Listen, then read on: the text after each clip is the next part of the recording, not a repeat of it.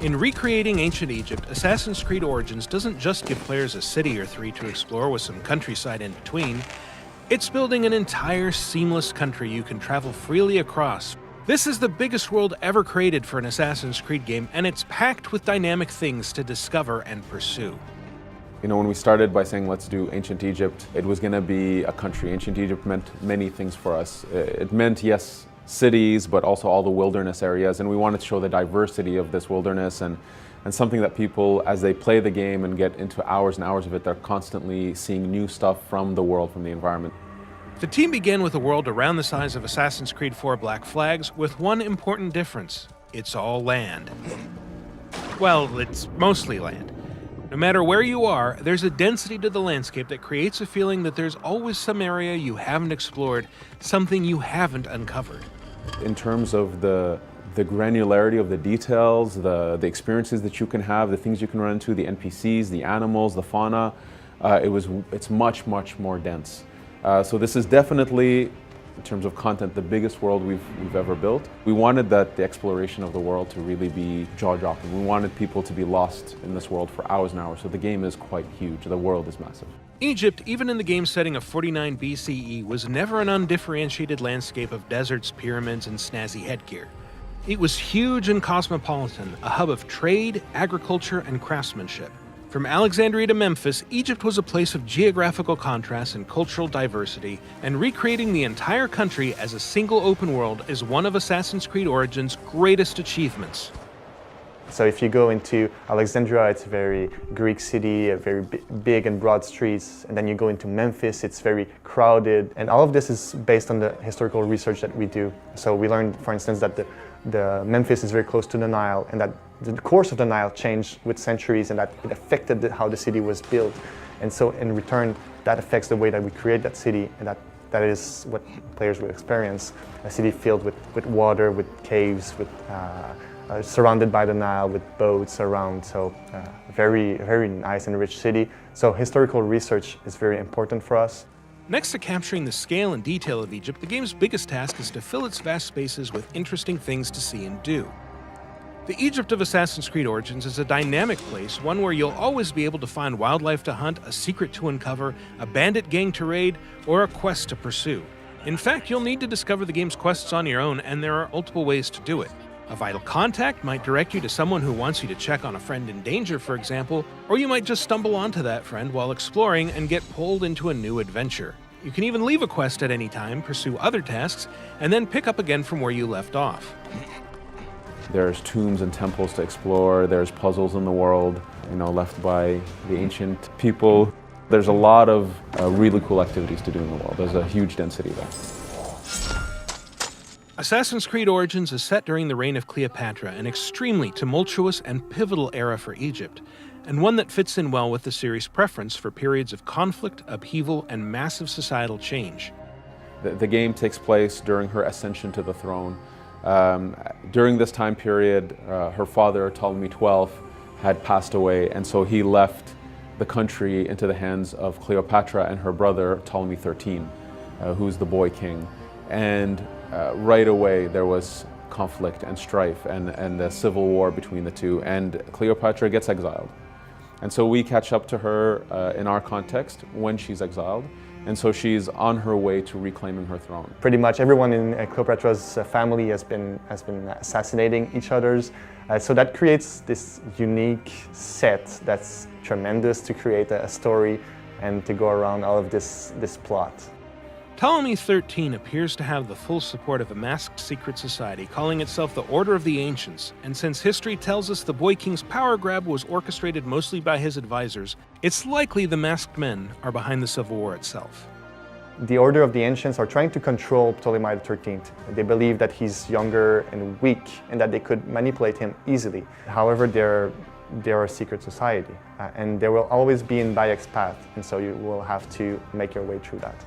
In any case, Cleopatra would soon have a powerful ally of her own. And at this point, we have Caesar, who shows up at some point chasing after another Roman, Pompey.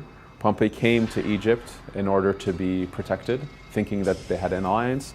But Ptolemy, knowing that Caesar was coming, he decides to assassinate Pompey as a gift to Caesar, which only infuriates Caesar, saying that he was my enemy, but he was also a Roman. You cannot kill a Roman like that. And so this pushes him to ally with Cleopatra. And so we get to meet these key central figures. So Caesar being, this legendary tactician, I think one of the most epic historical figures that we can possibly have in the Assassin's Creed series.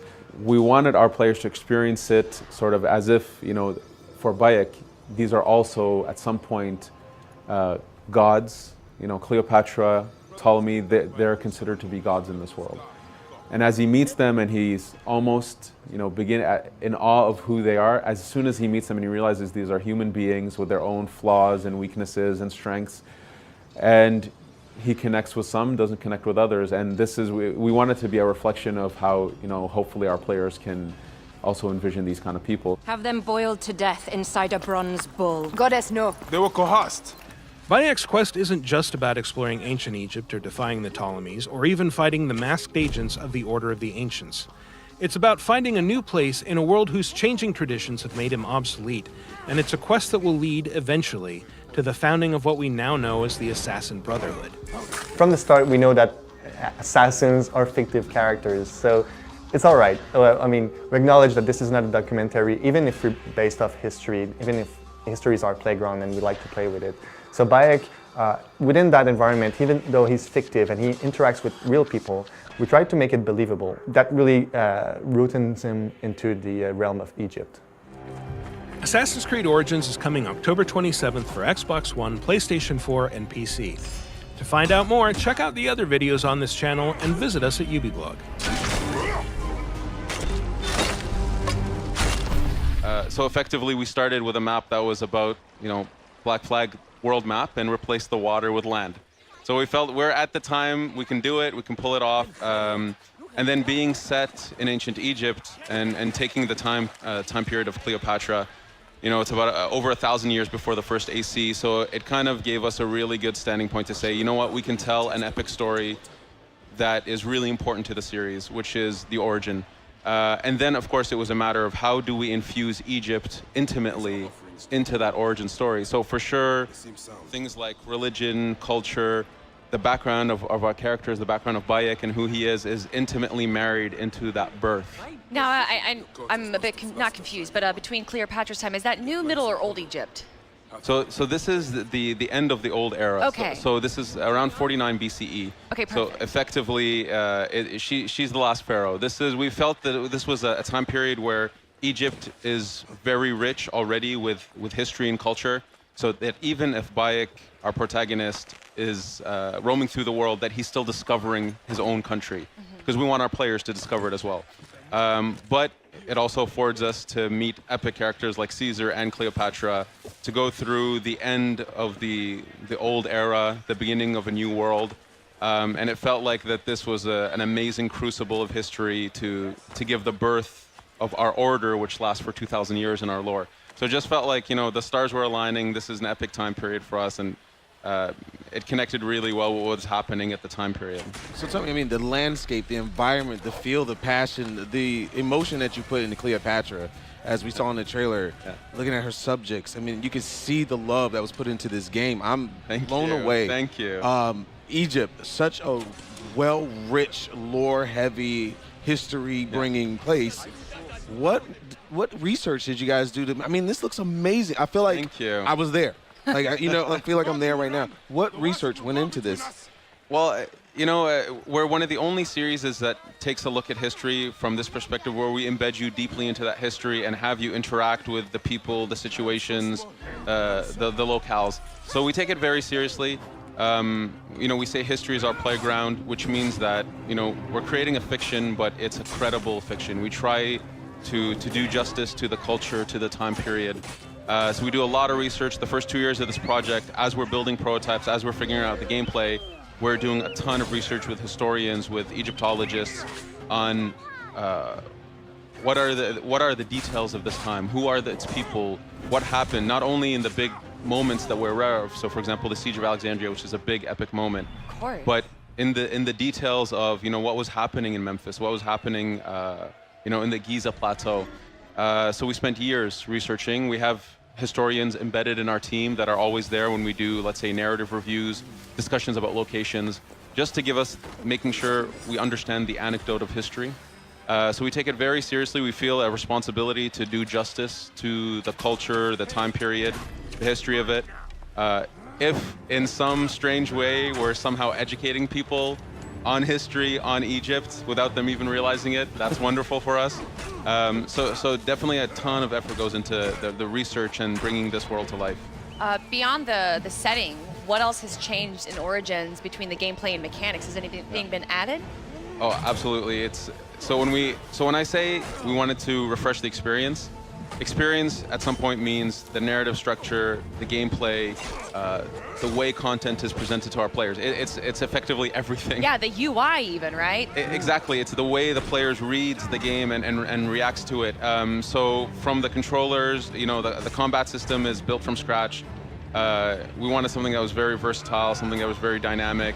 We wanted the RPG element to be much stronger in this game, that leveling up, having abilities, finding gear. So for example here, finding new gear really matters to the player.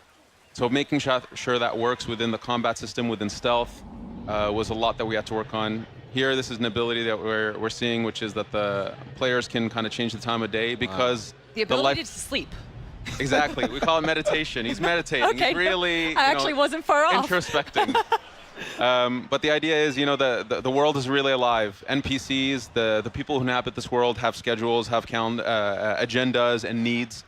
Soldiers, if you try to infiltrate a place at night, you might have half the soldiers are sleeping. Or during the day that they're more on patrol, but maybe they've left the area. So maybe you have more guards at night, but more are sleeping. So the idea is players can really approach the world, the challenges at their own pace with a lot of different tools.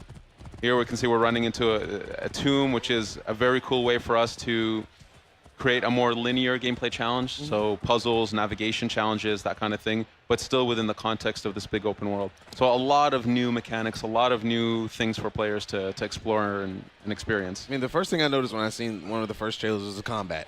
Yeah. It's so fluid, and it looks amazing. And you were talking about bringing some RPG elements to it. Yeah. I saw numbers. Yeah. Are those for crits or? Yeah. That blew, we have like full-blown RPG. So we get a lot of questions about that. So in terms of UI, people can play with that. They can turn it off if they don't like it. But myself, I love the RPG elements. Yes. I want to see my crits. I want to see my. I love to min-max, right? Exactly. Like, I want the best weapon. So can you change your weapons? Can you change your armor? Like, can you upgrade them? Oh, absolutely. So there's a massive gear system where gear has rarities, levels, attributes, properties.